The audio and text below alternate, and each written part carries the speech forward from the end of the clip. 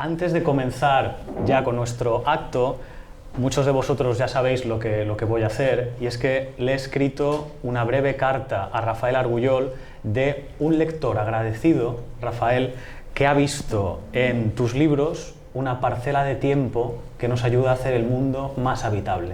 Y esto, los que me conocen saben que lo digo de corazón y de alma. Dice Rafael Argullol en Caminar, Pensar y Escribir, como bien ha señalado también Miquel, que el monólogo es una ilusión y lo real es la conversación. Avanzamos conversando porque nuestros pensamientos al mismo tiempo son conversaciones.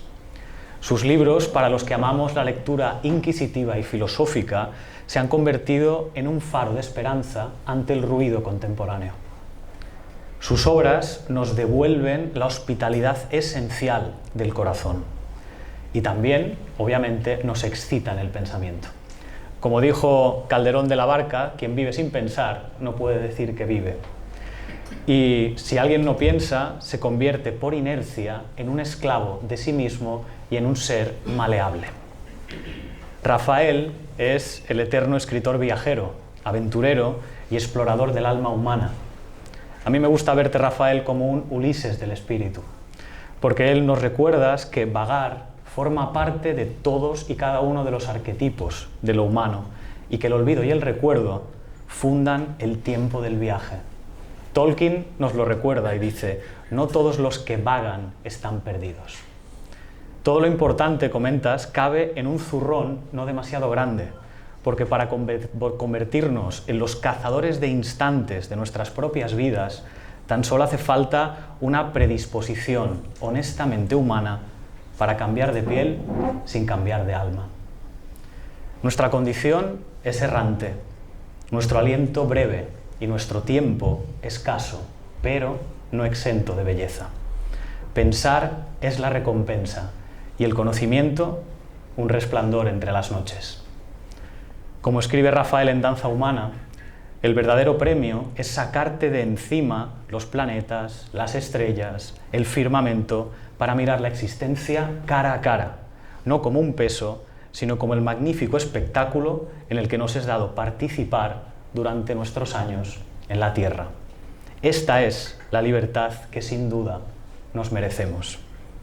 Y aquí hoy, rodeados de amigos, amantes de la cultura, podemos decir que en Camprunera estamos preparados para continuar con nuestro ciclo de pensamiento, amparados por la sabiduría de Rafael Argullol, cuyo eco nos recuerda que hay que seguir viviendo todavía. Muchas gracias y bienvenidos. Muy bien. Muchas gracias.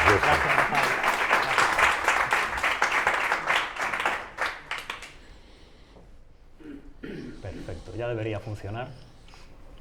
¿Esto? Esto es, le damos al botón. Perfecto, ya está.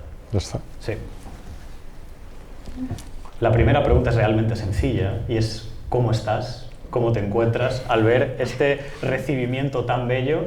Porque sé que hay entre el público estudiantes, antiguos amigos. ¿Cómo te sientes ante esta cálida bienvenida? Pues encantado.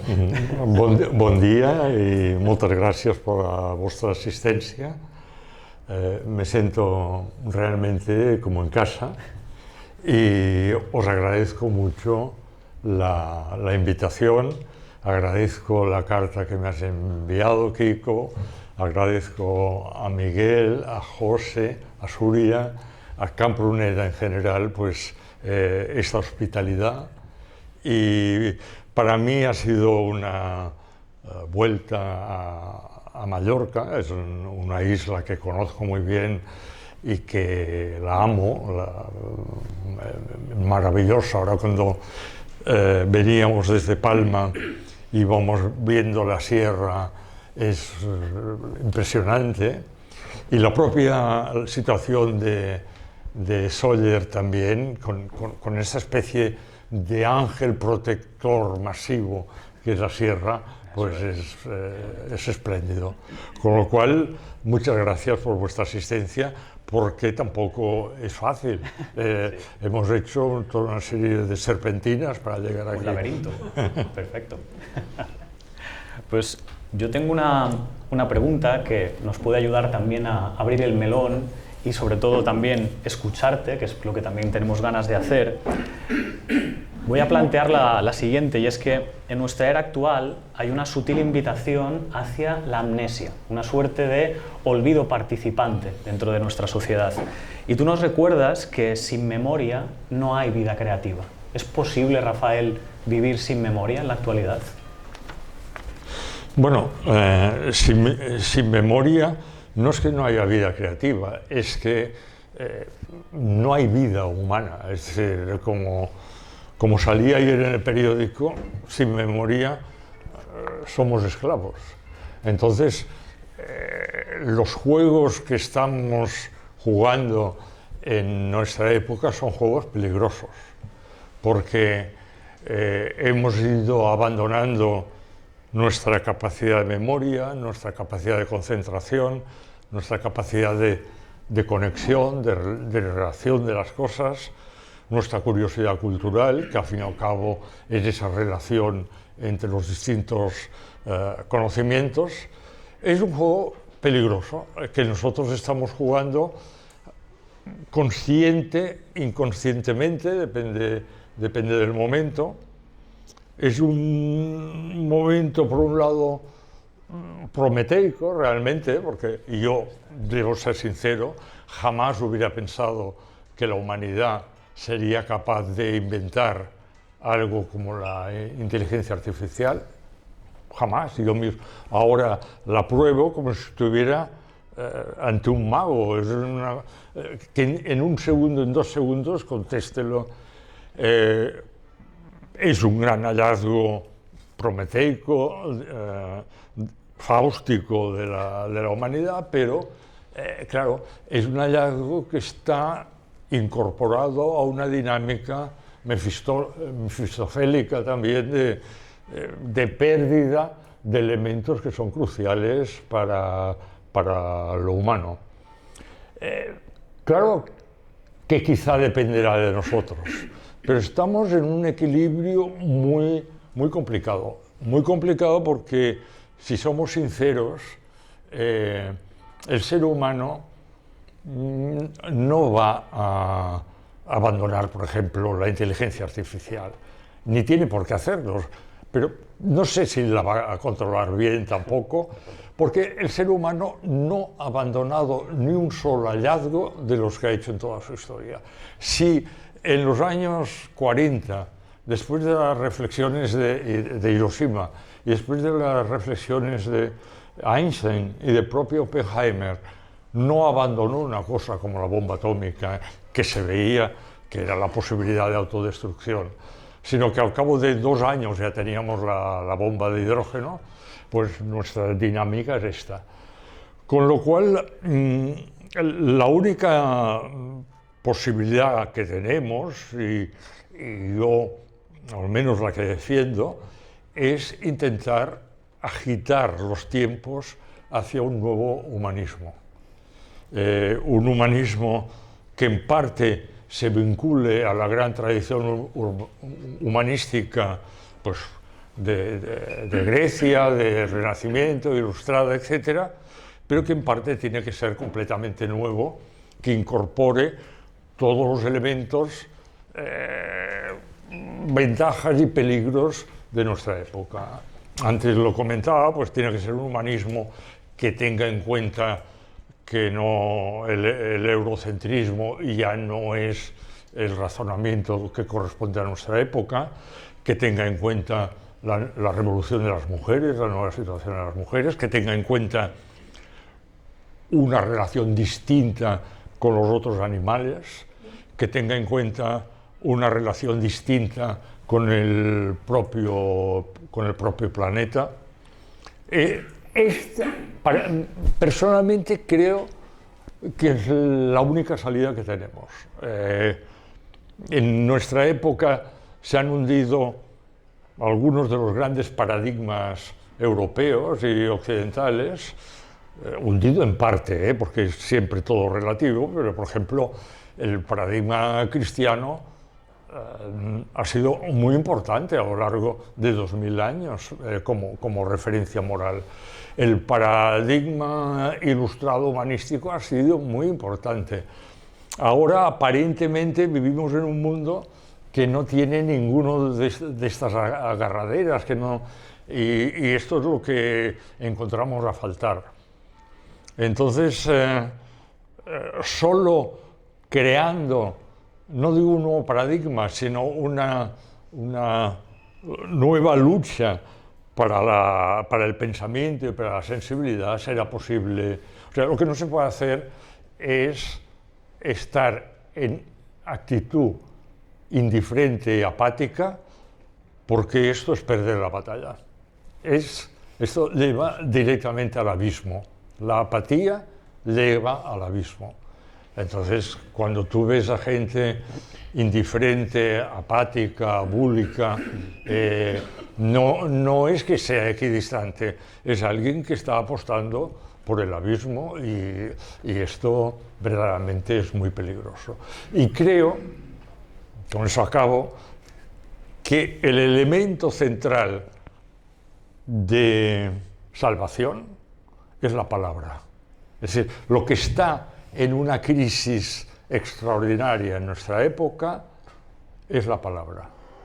Aquello, y el inicio era la palabra, esto está en la crisis, y es una época en que en lugar de la palabra que escuchó Moisés en la cima del Sinaí, estamos bailando alrededor del becerro de oro. Somos idólatras, o sea, idolatramos las imágenes, y eso es lo que nos lleva directamente a lo que tú preguntabas, de una tiranía de la actualidad que implica la amnesia inmediata. Implica que algo quizá muy impactante hoy, mañana o pasado mañana ya no tenga ninguna relevancia. Y nos movemos entre productos, entre comillas, culturales, que tienden hacia esa amnesia. Por ejemplo, yo veo series, algunas son muy buenas, pero en general las series son como planas. Es decir, yo aún hoy me recuerdo de muchas escenas de películas que tengo en la cabeza. En cambio, escenas de series no recuerdo casi, es como plano, ¿no? Exacto.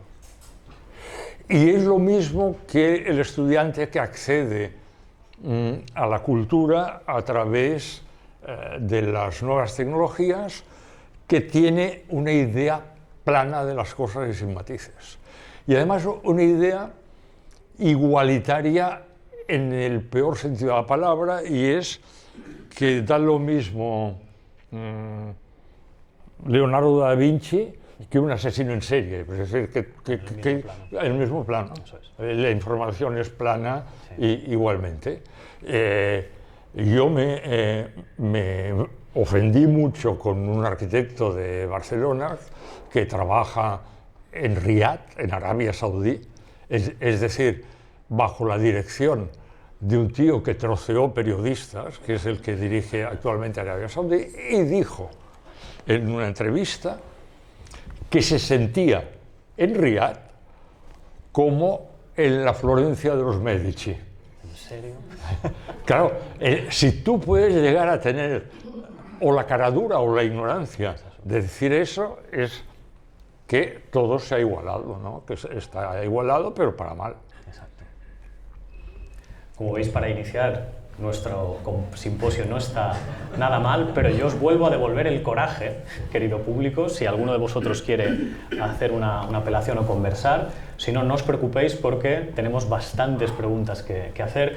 Yo me voy a quedar con algo que has dicho de necesitamos ciertas agarraderas en este mundo digital tan absolutamente acelerado.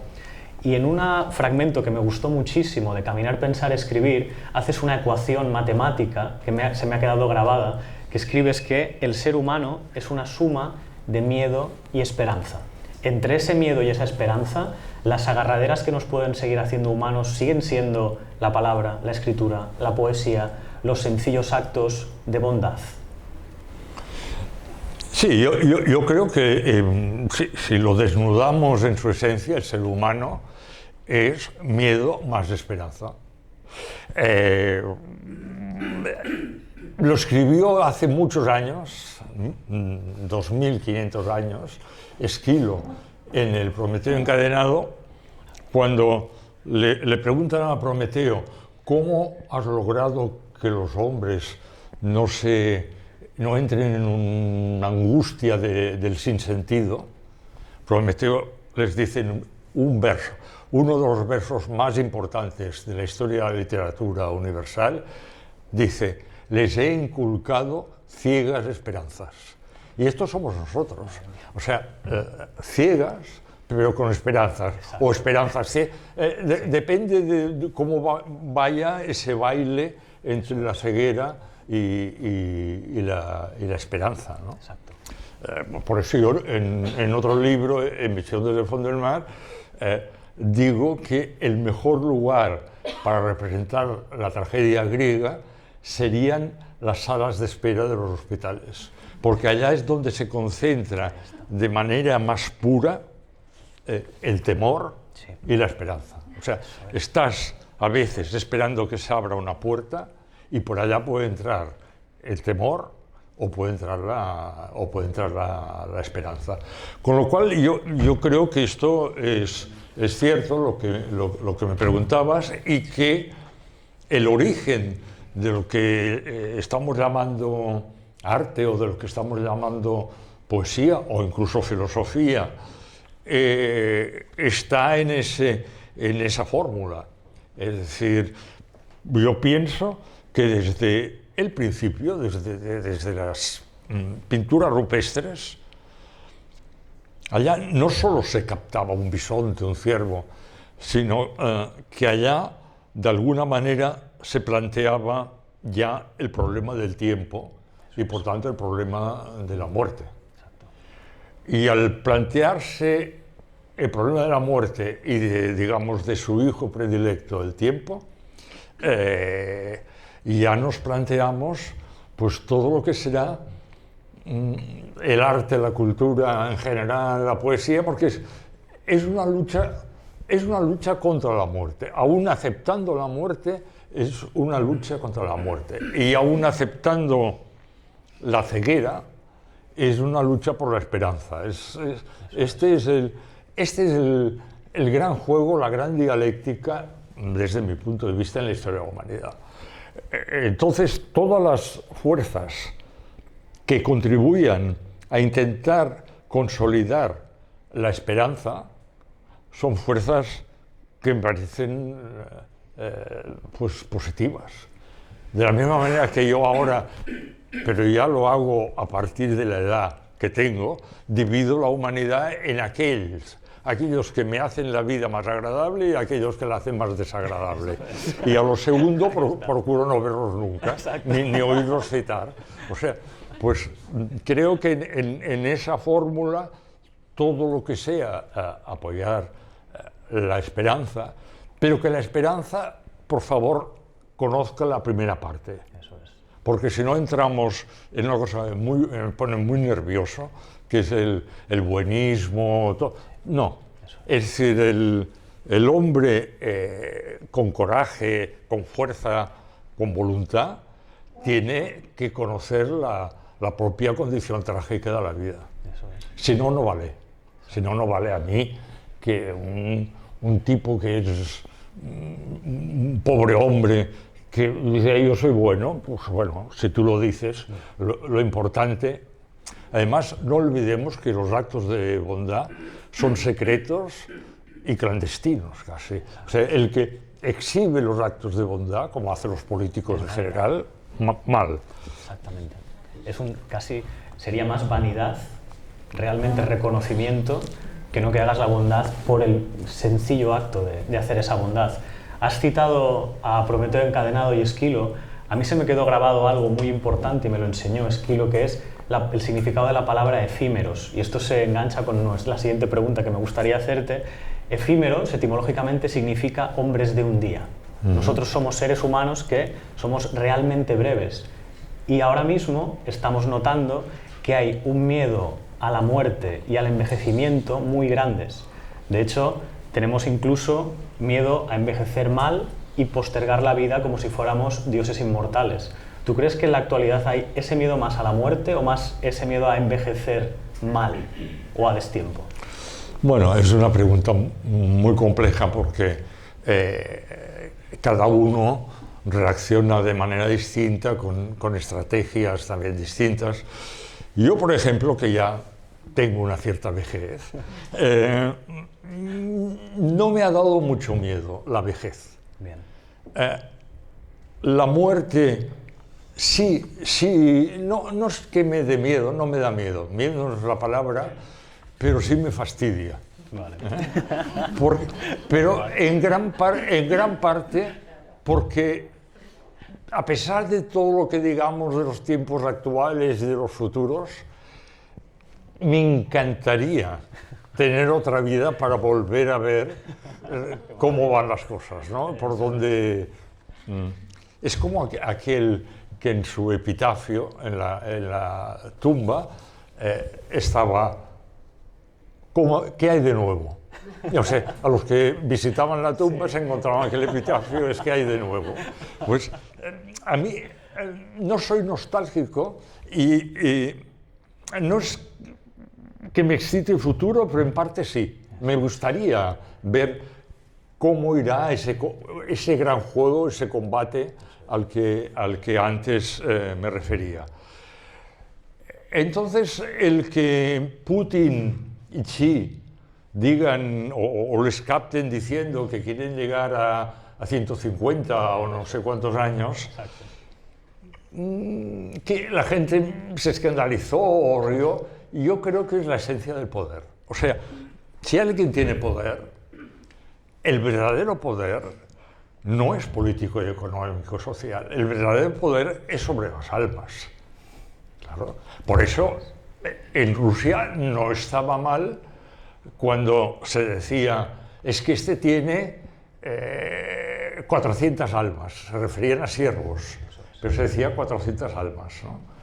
Porque ese es el poder que quiere el poderoso, pero el poderoso, sobre todo, quiere la inmortalidad, el poder de la inmortalidad, y lo ha querido siempre, no ahora, lo ha querido siempre.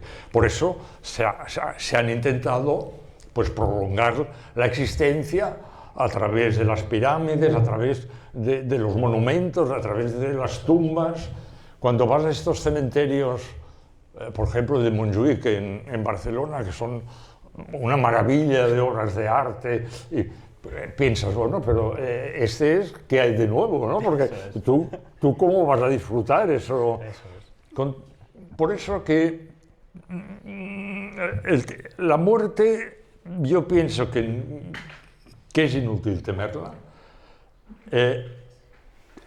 que tiene algo, yo no soy cristiano, pero no soy ateo tampoco, la muerte la veo como, no puedo dejar de verla como un viaje hacia lo más desconocido.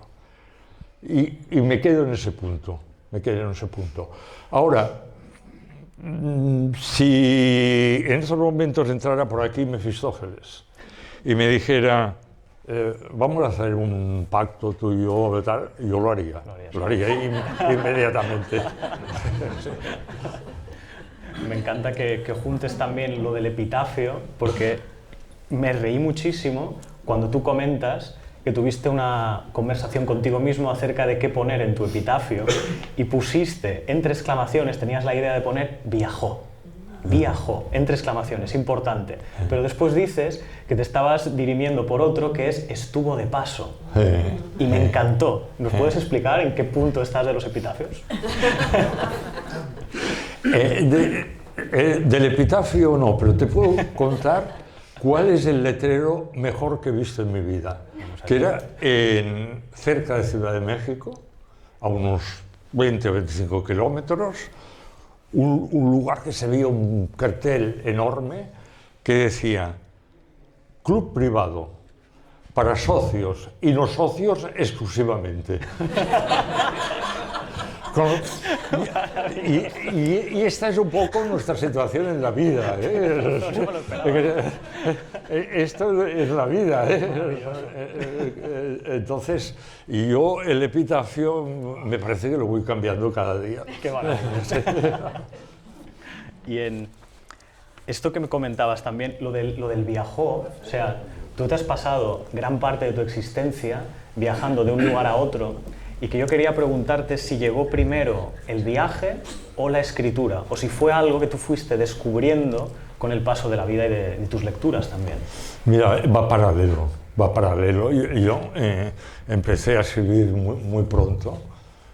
Mi madre una vez encontró un cuaderno en que yo escribía, tenía 10 años, y escribía una cosa sobre la genealogía de la bomba atómica. O sea, a los 10 años yo pensé, pero claro, también eran otros tiempos en que había niños, mi hermano y yo nos peleábamos cuando llegaba el cartero con La Vanguardia, para ver quién se quedaba a La Vanguardia. Es decir, porque claro, era la ventana abierta al mundo. Yo pienso que lo que más quería cuando llega a esa niñez que ya se va transformando en adolescencia, lo que más quería era la frase ver mundo, o sea, ver mundo. Hasta el punto que cuando yo era muy pequeño creía que el extranjero era un país, ¿no? que era todo un país, ¿no? Pues ver mundo. Y cuando llegó la época de escoger carrera en la universidad, pues empecé medicina, no sabía muy bien qué hacer porque lo que realmente quería era viajar. Y cuando llegó el momento de que acabé siendo profesor en la universidad, tampoco quería ser profesor en la universidad, y fue una casualidad que un gran maestro como José María Valverde venía del exilio de Canadá, que eran uno de los profesores que se había ido con el franquismo y necesitaba a alguien que le ayudara, y coincidimos en una casa, no recuerdo la casa, pero recuerdo que estábamos con velas porque se había ido la electricidad. Y así conocí al que me empujó a hacer una tesis doctoral y a hacer de profesor. Pero yo lo que quería era ver mundo, y aún es lo que quiero. Por eso trato de que Mefisto venga para seguir viendo mundo. Para poder hacer el pacto. Que esto es fantástico, y me ha recordado a Aventura, una filosofía nómada, que también es un ensayo que hemos leído también muchos de nuestros compañeros y amigos, y ahí vi una frase que me detuvo, porque tú tienes muchas frases que te detienen a pensar. Y nos dices que todo viajero ha de ser un maestro de la espera. ¿Qué has hallado a lo largo de tus años esperando? ¿Qué te ha ofrecido la espera? Mira, Baudelaire decía que el poeta era un maestro de la memoria, y es una muy buena definición. Osip Mandelstam, el poeta ruso, decía: el poeta es un maestro del eco, que es una maravillosa definición. Precioso. Y yo creo que somos discípulos de la espera, y que la sabiduría, que no es el conocimiento, la sabiduría es otra cosa. El conocimiento, Bobby Fischer sabía muchísimo de ajedrez, y por lo visto era incapaz de poner un enchufe. El resto de la vida no sabía. No, la sabiduría es cuando el conocimiento se ha vinculado realmente en una simbiosis con la propia vida, con la experiencia, más allá de las cosas particulares, ¿no? de los segmentos particulares. Y creo que sí, que el hombre es alguien que está a la espera. Y a la espera quiere decir que está a la espera, pues, de sus ambiciones, de sus esperanzas, de sus deseos, pero, como antes he comentado, también sabe que esa espera tiene las ciegas esperanzas. Es decir, se mueve en este... Hombre, uno de los puntos culminantes de la tradición cultural de Occidente, de los mitos de Occidente, es la pasión de Cristo. Que claramente, si hubiera sido en el mundo griego, diríamos que es una de las tragedias griegas más imponentes que ha habido. Y dentro de la pasión de Cristo hay un clímax absoluto en la frase que dice, cuando ya está colgado en la cruz, Padre, Padre, ¿por qué me has abandonado? Es decir, que incluso el que es Dios, que se hace hombre, pero que se supone que está integrado en lo divino, incluso ese demuestra que es hombre al vacilar así. Claro. La grandeza de Cristo se expresa en muchos testimonios de los evangelios, pero esto es lo más grande que dijo Cristo de lo que nos han dejado escrito. Porque es esto, es llegar a comprender el hombre en su profundidad, ver eso, que incluso un Dios puede ser abandonado. Eso es. Esto nos da muchísimo que pensar, al menos también a mí leyéndote. Todas estas referencias a los grandes relatos que nos hacen humanos me lleva también a la antigua Grecia y a los mitos. Es decir, eso también creo que pueden ser asideros, Rafael, y tú nos lo has demostrado escribiendo. ¿Qué has descubierto en los filósofos griegos, en los mitos que se van repitiendo generación tras generación, que nos hacen a nosotros humanos o comprender cómo fueron otros tiempos y que han aportado a tu escritura esa riqueza mitológica? Mira, los mitos yo creo que son verdades situadas en otro espejo, en otra matriz, pero verdades. Las verdades que nosotros vivimos en lo que llamamos realidad han sido captadas simbólicamente por los mitos. Con lo cual, cuando hablábamos del viaje, el viaje quizá más fascinante que puede hacer el ser humano es a través del mundo de los mitos. Porque los mitos es como si tú fueras avanzando por un laberinto y te fueran orientando hacia el centro del laberinto, pues a través de las distintas preguntas que se hace el ser humano. Por tanto, los mitos, no solo los griegos, sino los mitos en general, son muy importantes para conocernos a nosotros mismos.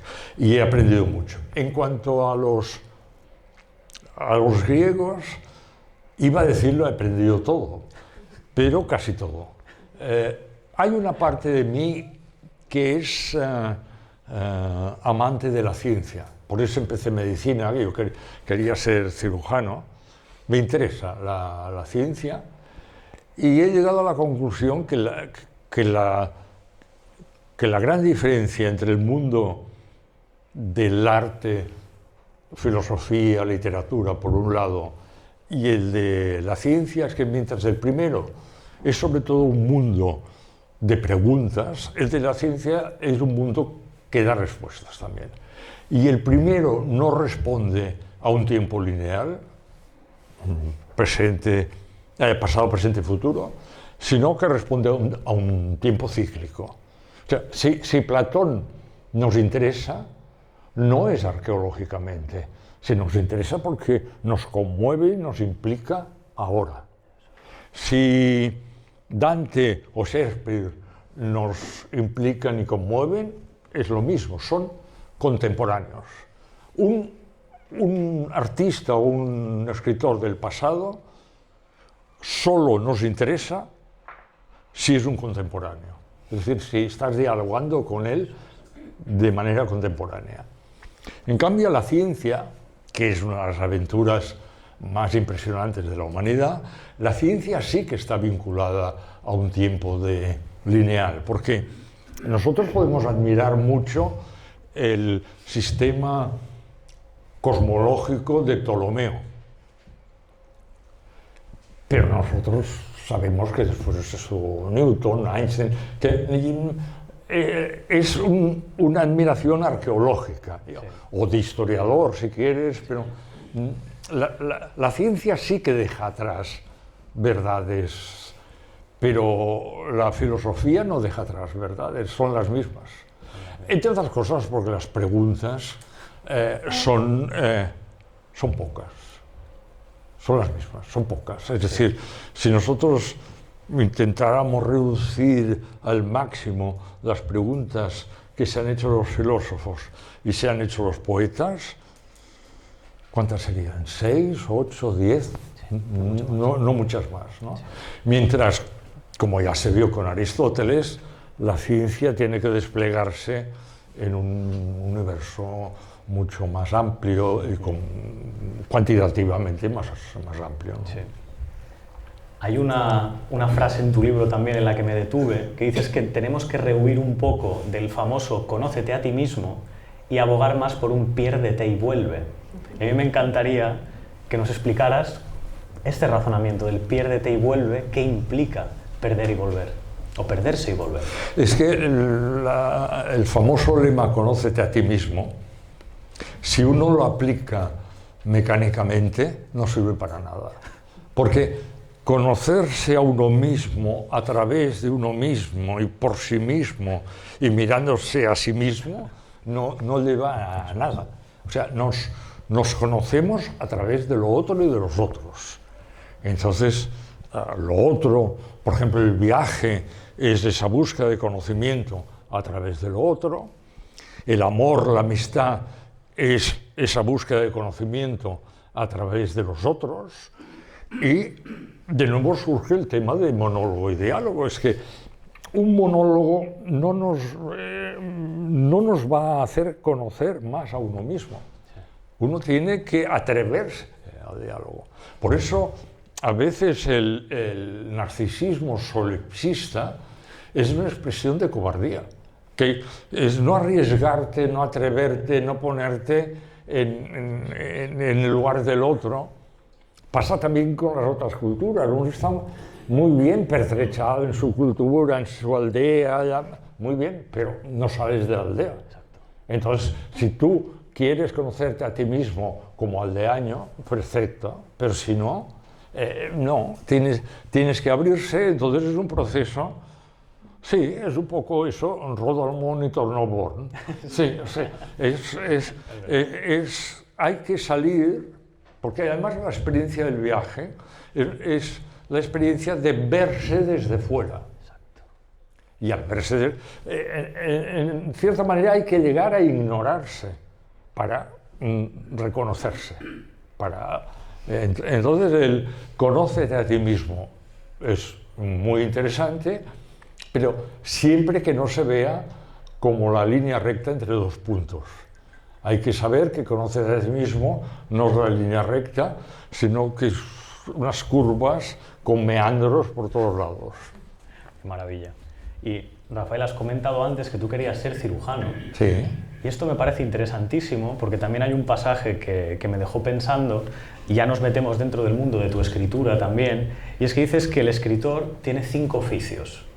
Y uno de ellos es cirujano, el otro topógrafo, el otro basurero, el otro taxidermista y el otro visionario. ¿Nos puedes guiar por estas palabras que has creado tú para el escritor? Sí, sobre todo he utilizado, yo dejé medicina en tercero porque no me vi con la disciplina para ser cirujano si al mismo tiempo quería ver mundo, es decir, lo veía complicado. Entonces lo que sí me quedaron fueron muchas metáforas médicas y del mundo de la cirugía. Entonces,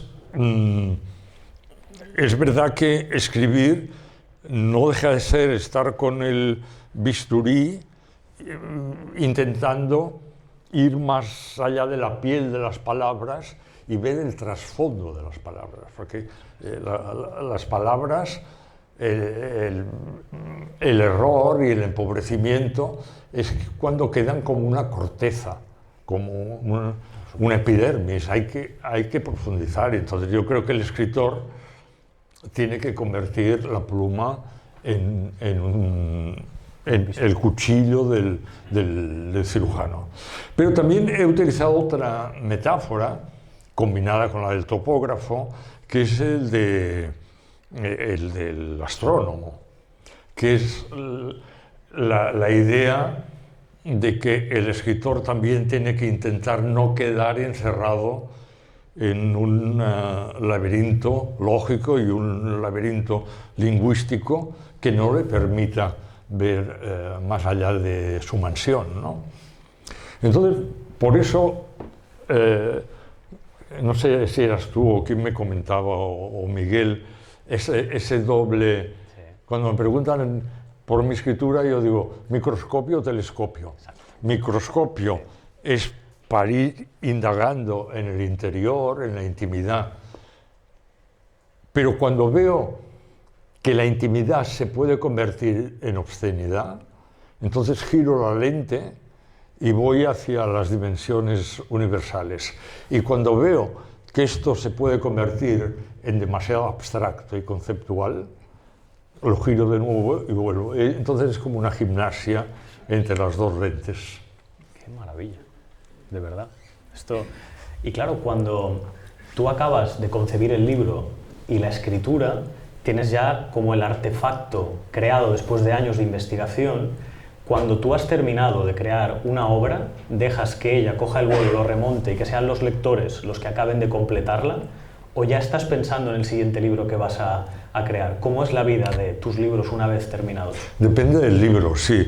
El libro, estos libros tan largos que he hecho, Danza Humana o Visión desde el Fondo del Mar, sí que requerían una especie de disciplina ascética, ¿no? Entonces lo que yo por la mañana, por eso os rogué que no hiciéramos la conferencia muy pronto, porque sí, por la mañana no... Entonces siempre he trabajado pues a partir de las 3, lo que sea. O sea, entonces si tengo que llegar a las 3 de la madrugada, lo hago. O sea, noctámbulo soy, pero en cambio por la mañana no. Entonces, en estos libros sí que me impuse una disciplina horaria que pocas veces rompía. Pero en otros libros, El cazador de instantes o el propio El breviario de la aurora o Aventura, una filosofía nómada o Davalú, el dolor, pues no, yo lo que sí es cierto es que al escribir a mano puedo escribir en cualquier lado. Eso es. Y me acostumbré a escribir en cualquier lado, en cualquier papel, no tengo que ir con el ordenador. Yo sigo la idea de que al escribir a mano hay una conexión entre lo fisiológico, el papel, la tinta, todo que es distinto. Y además, cuando tú estás escribiendo a mano, tú sabes que tienes aquel trozo de papel. Entonces, si te equivocas mucho, tendrás que rectificar y no sabrás por dónde meter la rectificación entre líneas. Por tanto, te equivocas poco. Yo corrijo muy poco los manuscritos. En cambio, en el ordenador, aceptar y liquidas. Por tanto, de hecho, hay, no sé si alegrarme o no, pero hay un cierto movimiento de retorno a escribir a mano actualmente. Porque incluso se ha comprobado que para ciertas cosas es más útil. Y esto también, Rafael, nos lleva también a otra parte de tu creación artística, que es el camino, o el acto de hacer lo que es el caminar. También nos recuerdas que tú puedes escribir libros enteros durante largas caminatas, un poco como Robert Walser. Y quería preguntarte si realmente en tus caminatas nos estimulan a nosotros, por ejemplo, el caminar, nos estimula la imaginación creativa. Si tú después de una larga caminata vuelves ya con una idea que quieres desarrollar después en la escritura. No siempre, es decir, esto es arbitrario, es como al ser insomne, el insomnio puede ser un gran creador de ideas o puede ser un monstruo que te está ya fastidiando continuamente. Caminar te puede, sí, caminar yo creo que proporciona a todos una gimnasia del cerebro importante, ¿no? A mí me va muy bien, no sé, pero yo camino, por ejemplo, soy muy urbanita, camino mucho por la ciudad, Sí. Llego a caminar 2 horas, ahora 2 horas y más.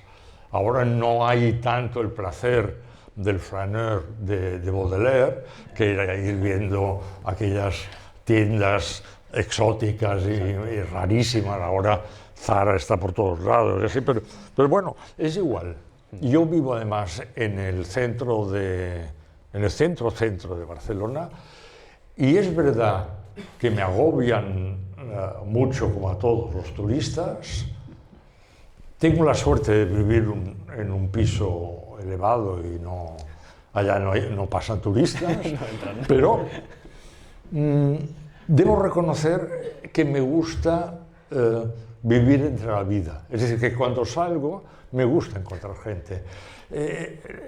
Los barrios estos tipo Pedralbes en Barcelona, estos barrios pues que van los multimillonarios, pero que sales y es el pavor, ¿no? No hay nada, no hay nada ni nadie, ¿no? Pues eso no me gusta. Pues esto es realmente interesante porque nos lleva a otra parte de este coloquio. Como bien sabes, son nuestros ciclos de pensamiento, lo de caminar, pensar, van bastante unidos de mano a mano, digamos. Tienes otra de las referencias aquí en el libro que también has comentado, que tú terminaste la tesis doctoral y tienes un fragmento precioso que dice que te enseñó a pensar, que la recompensa es pensar. Y quería preguntarte si esto también lo podemos aplicar a nuestra vida, a nuestro día a día. Sí, claro, pero para esto, cuando hice la tesis de doctorado tenía 27 años y ahora ya no los tengo. Entonces, sí lo comparto, pero he visto que hay como 2 tipos de humanos. Los que viven porque aman a la vida y los que viven por el fatalismo de haber nacido. Son 2 tipos, ¿no? Están muy extendidos los segundos, también. Entonces, para que lo que me has dicho tú sea recuperable y cierto, tienes que ser de los que aman a la vida. Sin duda. Bueno, pero yo al menos estoy rodeado de gente, desde que te dice que no sabe si ha valido la pena vivir, hasta que todo es tal desastre que no vale la pena. Está lleno de gente. Es decir, soy contrario, intelectualmente contrario al nihilismo. El nihilismo en el sentido radical del término, ¿no? Soy contrario. Por eso también soy contrario al ateísmo.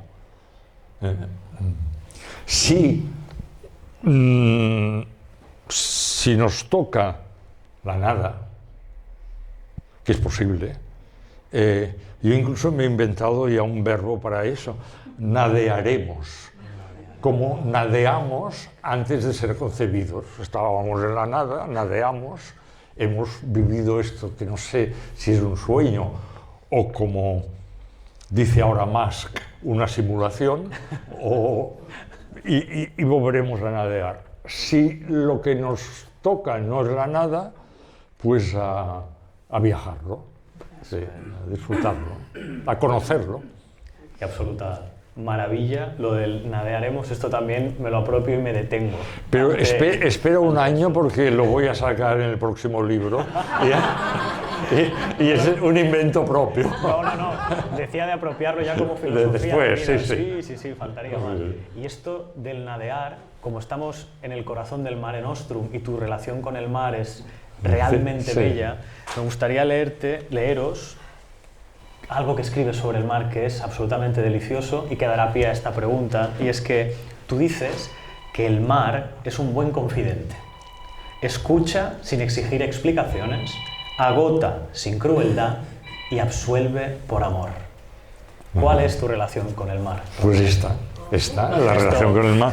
El mar, yo no he viajado todo lo que he podido, pero no he podido vivir nunca en una ciudad sin mar. O sea, lo máximo fue Roma, pero Roma tiene el mar a 15 kilómetros en Ostia, ¿no? Si no hay mar, tiene que haber un río grande, tipo el Sena, el Támesis, agua. Por eso yo, en mi querido Madrid, solo voy al Museo del Prado, a la Thyssen y al Reina Sofía. El resto no, lo veo secano. Sí. Pues qué maravilla realmente que busques también lo de ser más acuático, que tengas el agua cerca y que volvamos a algo tan sencillo pero tan necesario como el agua, una montaña, un árbol, que esto es lo que nos hace también humanos.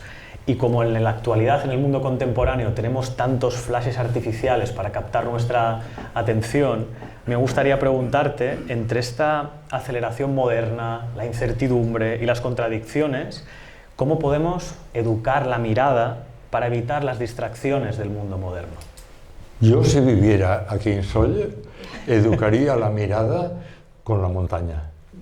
No se puede. ¿Sabes lo que la relación que tuvo Cézanne con la Sainte-Victoire, con aquella montaña que pinta tantas veces?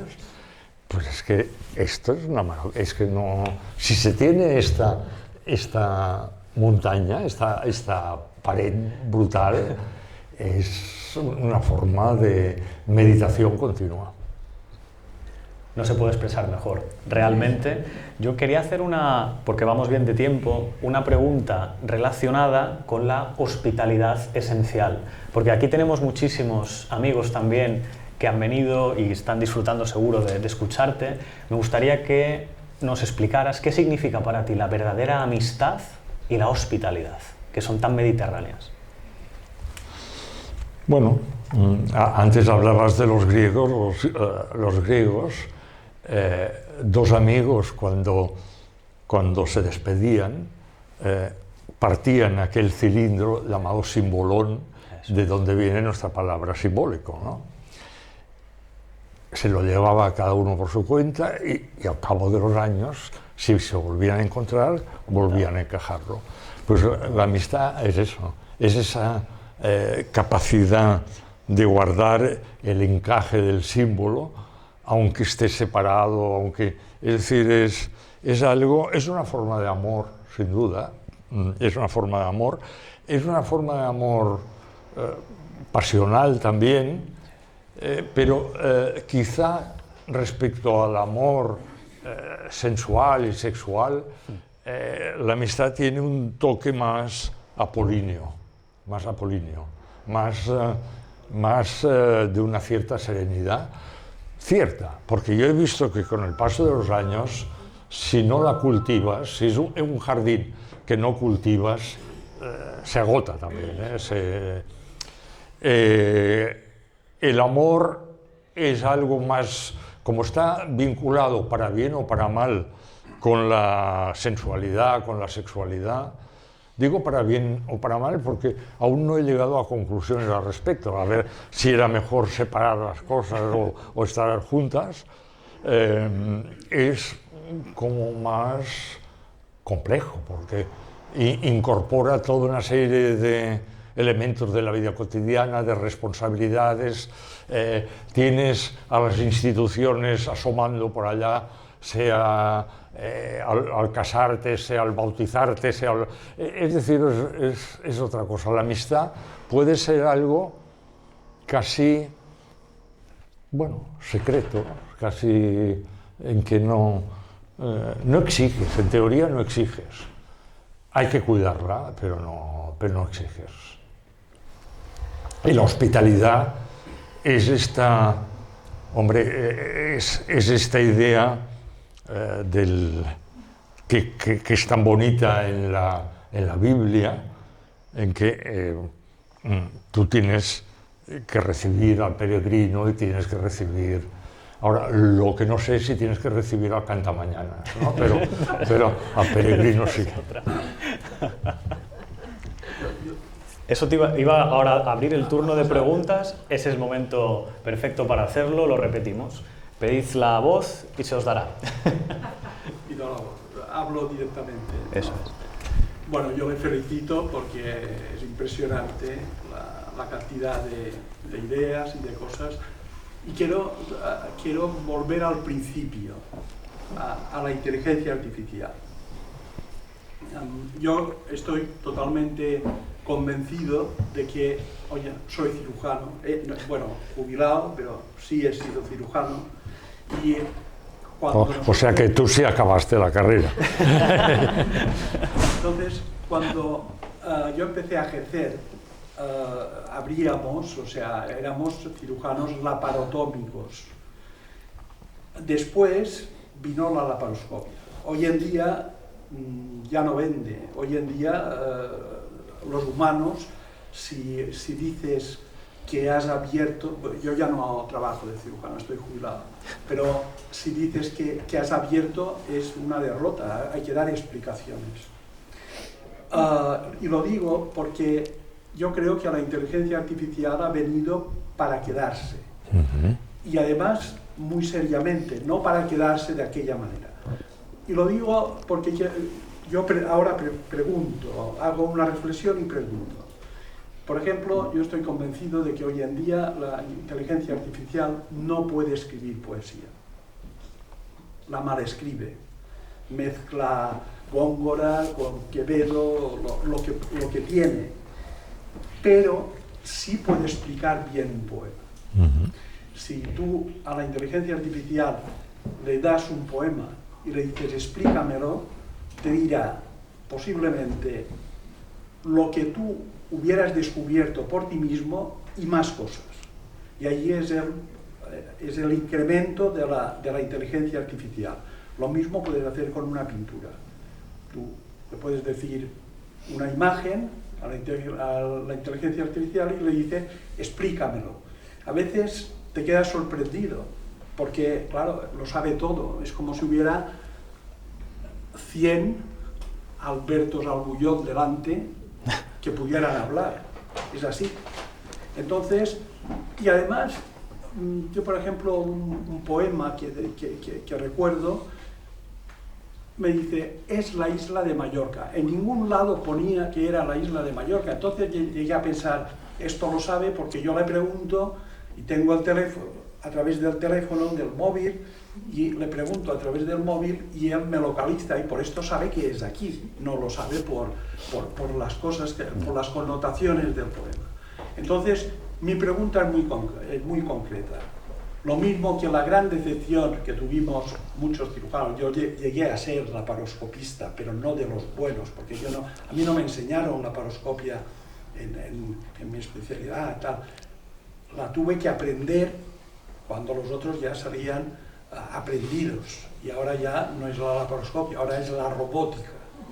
Entonces, claro, el mundo, lo que llega al mundo se queda, y además se queda de una forma potente.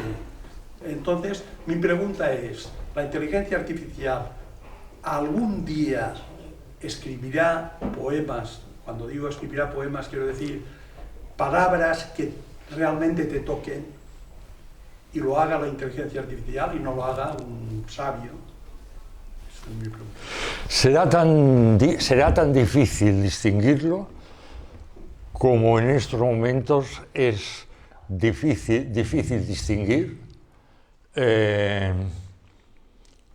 las pinturas originales de Rafael y las copias que hay de Rafael, presentadas como Rafaeles en muchos museos europeos?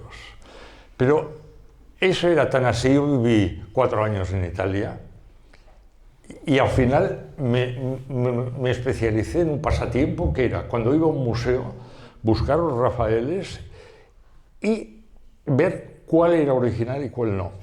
¿Y sabes cómo lo identificaba? Por las imperfecciones, por los matices,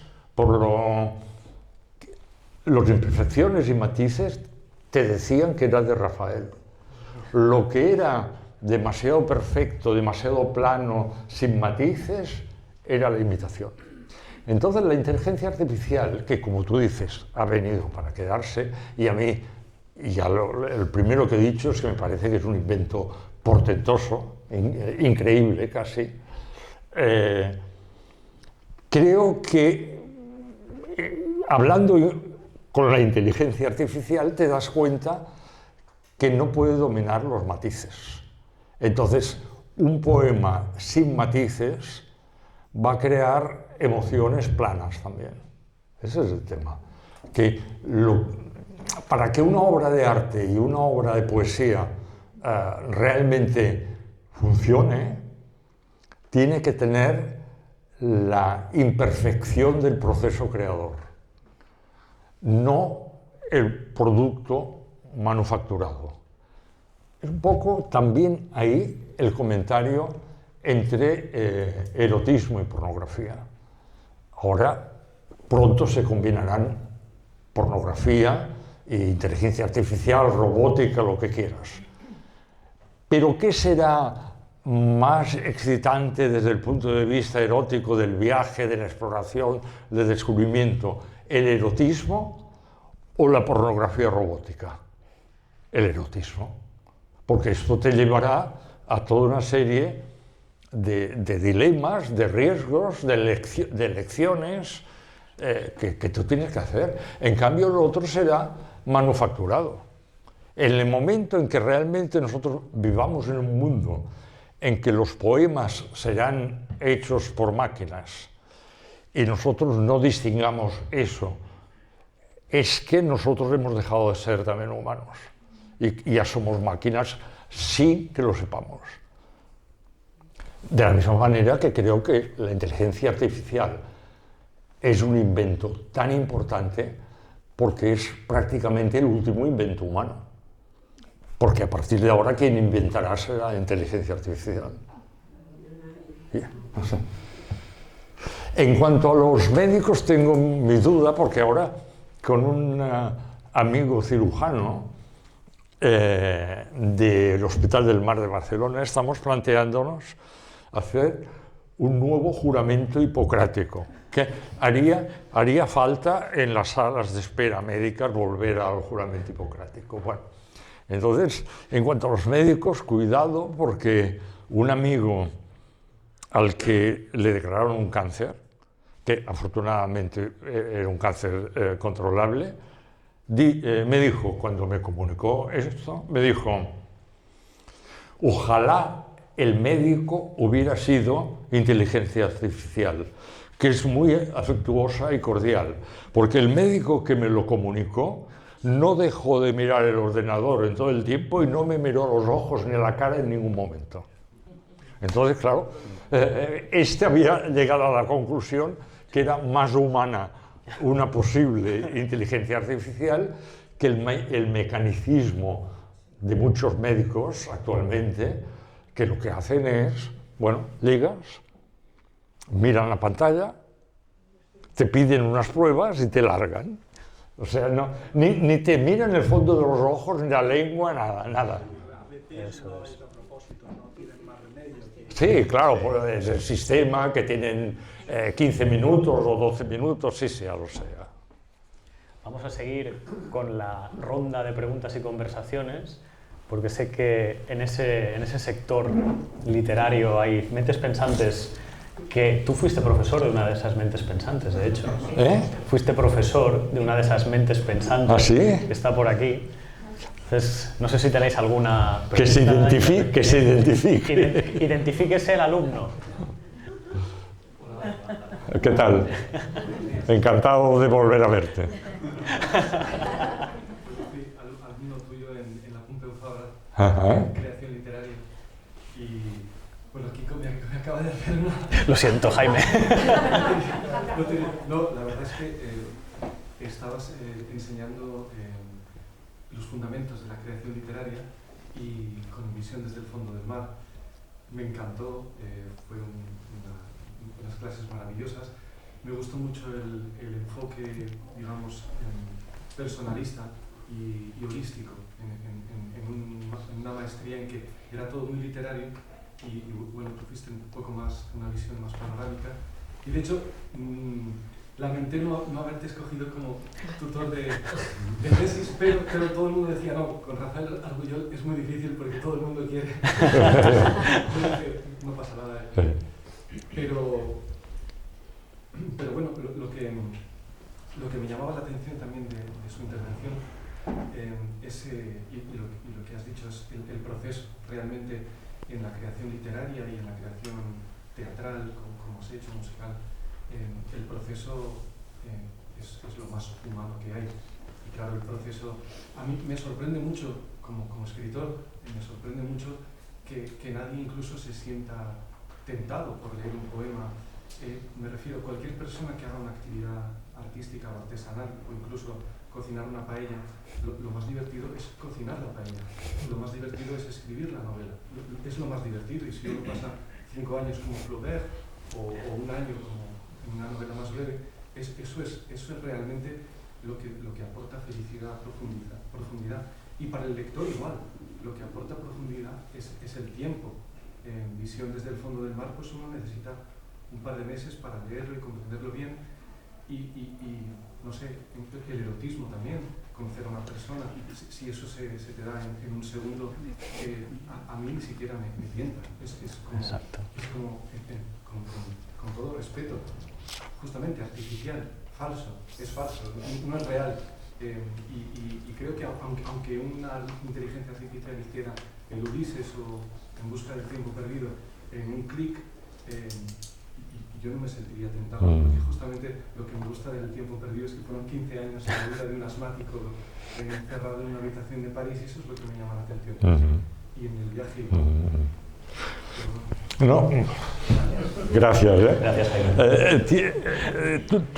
Es muy importante lo que has dicho respecto al proceso, porque por más que se discipline un escritor o un pintor, ¿no? Tú a veces llegas y no hay nada, tienes la mente completamente en blanco, o has tenido un enorme disgusto, es decir, tú vives mientras tanto, no es una cosa aparte, tú vives y tu cuerpo vive, y si tiene unas enfermedades o no, pues todo eso está reflejado, y en el fondo el lector, hay como una simetría, el lector no deja de captar eso al leer. Lo ocurre que no lo capta de manera empírica y descriptiva, pero no deja de captarlo.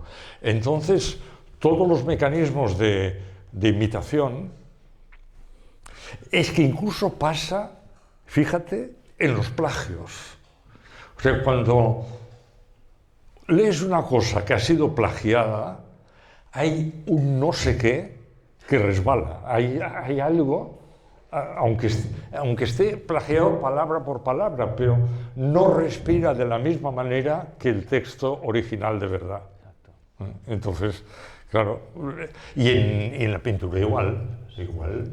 Por eso son mucho más honestos estos pintores que van a hacer copias, y ya lo dicen. Sí. No. Copista. Hombre, a veces hay falsificadores absolutamente míticos, como uno que teníais aquí, que Orson Welles hizo una... Claro, pero este ya era un artista en sí mismo. Hola, buenos días. Bueno, yo también fui alumna del profesor en Palma, actualmente me quedé patidifusa de ver en el periódico Rafael Argullol, al que no he olvidado jamás. Alumna en la UB, debía ser en el 86, 7. Historia de la filosofía, en filología alemana, que no acabé porque lo hacía por hobby, ya era enfermera, trabajaba en el Vallebrón, previamente estudié 3 años de medicina también, lo dejé porque soy muy dispersa y no hacerlo todo, medicina simplemente te matas y te entierras. Y nada, feliz de estar aquí, de escucharle, como anécdota, entre comillas, una espinita que me quedó clavada. O sea, las clases de Rafael Argullol eran tan bestiales que yo llegué al examen final y me fui porque me sentí incapaz de, sin saber las preguntas, aprobar su examen. O sea, no me presenté simplemente, ¿no? Y ahora, curiosamente, pues conocemos aquí al cirujano, al doctor, jubilado. Mi marido y yo, que es médico también, nos dedicamos a hacer, hace ya bastante, muchos años, informes, peritajes forenses y todo esto, malpraxis. Uno de los temas que tenemos es la inteligencia artificial, la robótica. De momento hemos comprobado muchas malpraxis por laparoscopia, por no haber abierto y no hacer una laparotomía. Que el doctor se quede tranquilo. Porque exacto. No abrir. Si me permitís. ¿Qué pasará con la robótica? No lo sabemos, pero hay que abrir. Yo estoy en el otro lado de la medicina. Yo he ejercido la medicina desde la, en teoría, la praxis que he podido o tal. Pero es verdad que la inteligencia artificial es un problema para los médicos hoy en día. Es un problema porque el médico es una persona que estudia, tiene 100 enfermedades dentro de la cabeza y con los síntomas que tú tienes te diagnostica una. Pero no tiene 101. La que le falta no la va a diagnosticar. La inteligencia artificial posiblemente pondrá en evidencia más de una vez a muchos médicos por no haber sabido, pensado, conocido, estudiado. Yo lo digo porque yo ahora ya no estoy en este campo. Yo estoy más en el campo de las letras, más en el campo de la filosofía y entonces me doy cuenta de que, que la inteligencia artificial tiene un poder que está en la prehistoria. Estamos en la prehistoria de la inteligencia artificial y que esto irá a más y a más y a más. Y entonces me gustaría vivir por tener... O sea que harías el pacto con Mefistófeles, tú también, sí. Para poder apreciar en 10 años saber qué es lo que está pasando. Claro, sí. Pero yo como soy un poco prehistórica, yo tengo un poco de alergia, pero reconozco que estoy. Pero tengo como la esperanza eterna antes de morirme, desde los 20 años, a desconectarme de la luz, que es perfectamente posible. No quiero pagar ahí las eléctricas, y espero antes de morirme hacerlo. Y entonces pienso que es que la dependencia de la inteligencia artificial, entre otras cosas, depende de la electricidad. Y yo tengo la impresión que cualquier día pega un pet todo y oye, adiós la inteligencia, o sea, tú no puedes vivir sin el pensamiento. Bueno, esto ya se vio el día del apagón, porque todo el mundo quedó... Se demostró que nadie sabía multiplicar y dividir, porque como ya no llevaban... Los turistas iban como locos, perdidos, porque claro, ya no tienen planos. Bueno, por Barcelona yo estaba en el Paseo de Gracia lleno de gente y era el caos, era como si hubiera... Y entrabas en un bar o a tomar algo y el momento de la cuenta te daba, no sé, veías que no sabían multiplicar. Es que la gente no sabe multiplicar actualmente. Esta es otra también. Ya no digo logaritmo. No, eso ya sería de pedirle peras al olmo también. ¿Tenéis más preguntas y demás? Sí, por aquí. Hola. Bueno, yo muchísimas gracias por todo, ¿no? por tus libros, por tus conferencias, por estar aquí.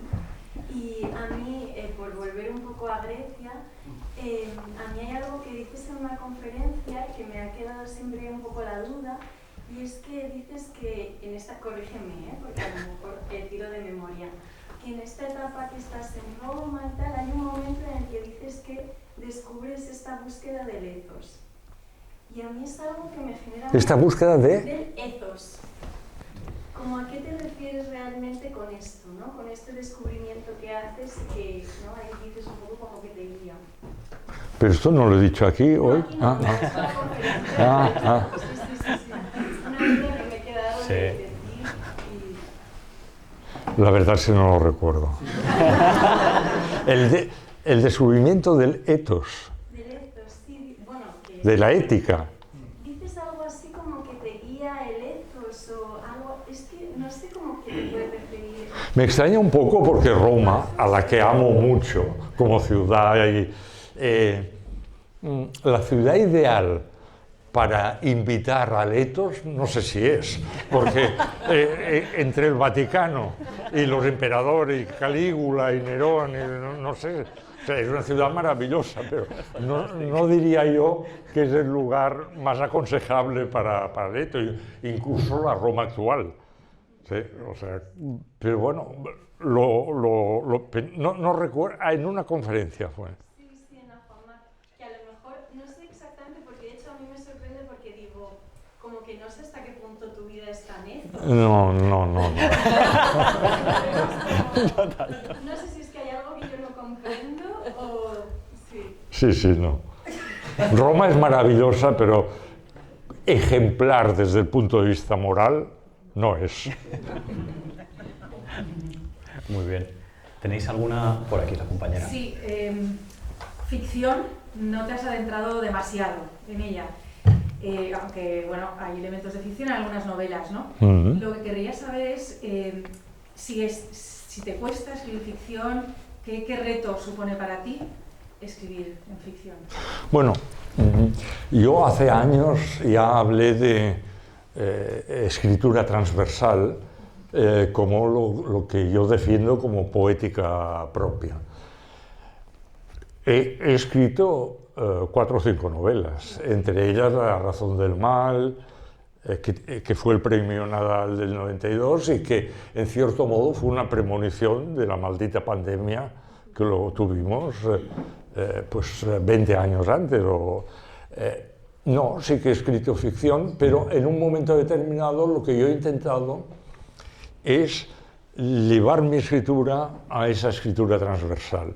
Es decir, he procurado que cada libro en cierto modo fuera un experimento distinto en el cual se combinaba lo que normalmente llamamos ensayo, lo que llamamos ficción, lo que llamamos poesía. Entonces he procurado, Visión desde el fondo del mar, hay mucha ficción, en Danza humana hay mucha ficción. Lo que sí es cierto es que novela más tradicional, ahora hace tiempo que no he hecho. La última fue, y no sé si es novela tradicional, una que se llamaba Davalú el dolor. Pero he procurado ir hacia ese terreno transversal que digo, ¿no? ¿Pero es por algún motivo? ¿Es porque...? Me gusta. Antes lo he dicho con las imágenes del microscopio y el telescopio, me gusta este mundo en que el conocimiento y lo sensitivo van de la mano, en el que pues, imagen y palabra van de la mano, y no me gusta nada el mundo de una literatura ficcional falta de ideas, porque por buena que sea, puede tener éxito en un momento, pero es completamente efímera porque se encuentra vacía después, y no soporto, desde que me matriculé en Facultad de Filosofía Pura, no soporto a los que van de filósofos a través de palabrejas compuestas, conceptos post, neo, no lo soporto. Todo lo que puedes decir con una claridad, pero yo creo que profundidad y claridad para nada están divorciadas, ¿no? Tenemos una preguntita más por allí. Si estuviera en su mano transformar o corregir algo de la sociedad actual, ¿qué sería lo que propondría? Abolir la codicia. Y yo creo que es el principal problema de la condición humana, pero yo creo que forma parte de la condición humana, porque tengamos en cuenta que muchos de las mejores ideas y de los mejores modelos que se han propuesto han sido contra la condición humana. Y por ejemplo, Platón, en la República, en realidad lo hace contra la naturaleza humana, porque la naturaleza humana tiene cosas, como sabemos, muy desagradables, la avaricia, la codicia, bueno, y algo que señalaron como vicios y como pecados. Entonces, hay muchas cosas que yo considero discutibles en lo que llamamos condición humana. Pero lo que me da la impresión que ha tenido resultados más terroríficos ha sido la codicia. Y ha tenido y tiene.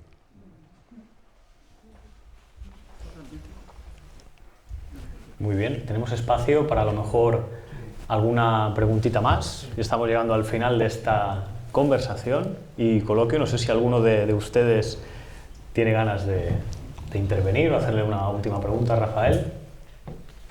Si no, yo tengo varias, y muchas, y variopintas también. Como ya estamos llegando al final. Bueno, vamos a cansarnos de todo. Exacto. Una última, Kiko. Sí, una última. A mí me encantaría, Rafael, que nos recomendaras a los corazones y almas que tienes delante algunos libros que a ti te cambiaron para siempre. Libros que creas que debemos, de alguna forma, llegar a leer para seguir nuestra aventura personal del conocimiento. Es muy complicado eso. Pero esta ya te la pido como escritor y lector. Que por ejemplo, la Biblia es un libro muy peligroso, es muy bello y muy peligroso, pero muy imprescindible. Muy peligroso porque es muy... no quedará piedra sobre piedra, es decir, es el dominio de un Dios muy rencoroso. Y es peligroso, y el pueblo elegido y tal, todo eso se ha demostrado, pero es uno de los mejores libros que se pueden leer, de una belleza extraordinaria. Las tragedias griegas creo yo que son la cumbre de la literatura, el conjunto de las tragedias, todos, pero Esquilo y Sófocles de una manera, la Odisea, por supuesto. A mí me gusta mucho también Rerum Natura de Lucrecio, creo que es uno de los libros fundamentales, Epicuro, no sé, y luego entre los romanos me gusta mucho Horacio, Ovidio, muchas cosas de Cicerón, y viendo hacia pues Dante, Shakespeare, no sé, iríamos avanzando y en nuestra época pues me ha gustado mucho siempre Conrad, Dostoyevsky, Tolstoy, Thomas Mann, Kafka, Bulgakov. Me han gustado, la verdad es que he tenido mucha pasión por leer, pero ayer, no sé si lo comentaba con Miguel o contigo, dije que en los últimos 20 años había leído relativamente poco porque he escrito mucho, y al escribir mucho no lees por la noche, pero sí he leído, me gustaba mucho leer y ahora vuelvo a leer mucho, y cuando realmente un libro te apasiona, es uno de los placeres de la vida. Que existen, sin duda alguna. Pues, Kiko, sí. ¿y de sus libros hoy cuál nos recomiendan? Buena pregunta. ¿De qué libros? De los suyos, de los que usted ha escrito. Bueno, todos, porque esto es cuando le preguntan a una mamá cuál de sus hijos prefiere, ¿qué dice? Todos. No, porque por fácil o breve o así, que parezca ahora, igual en su momento fue un parto complicadísimo. No sé. Arriba un poquito. Uno para el momento de ahora.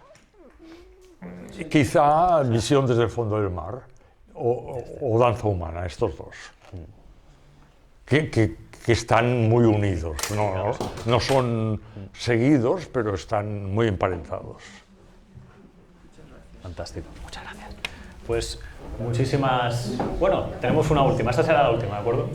Sí. Como alumna de usted en Barcelona hace muchos años, en uno de los temas que trabajó era el héroe de la tragedia griega. ¿De qué manera ha influido en usted este concepto de héroe? Ha influido mucho porque yo tuve como casi todos, una educación cristiana. Luego me rebelé contra esa educación y aunque no iba mucho conmigo porque soy bastante individualista, pues me entré en todo el mundo del socialismo, comunismo, el marxismo, el movimiento estudiantil en los últimos años de Franco, y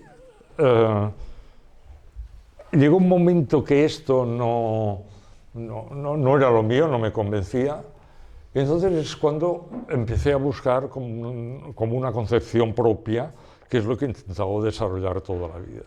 Y ahí me encontré con que lo que antes decía, a partir de lo de Ciegas Esperanzas, que tener una concepción trágica del mundo, frente a lo cual no respondes con patetismo, ni respondes con nihilismo, sino que respondes con energía creativa, que es lo heroico, el héroe, es esta energía creativa, pues fue de alguna manera los parámetros que tomé como referencia y que en cierto modo me han servido toda la vida. O sea que sí es importante, pero por eso yo siempre distingo una concepción trágica de la vida, del hombre, de la existencia, de lo patético. Porque lo patético es como recrearse en esa concepción como un callejón sin salida.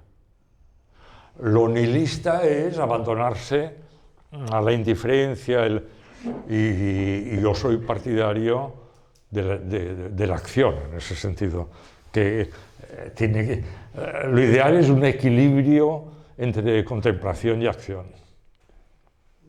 Era eso, lo que ya entonces iba por ahí. Pues entre contemplación y acción nos quedamos.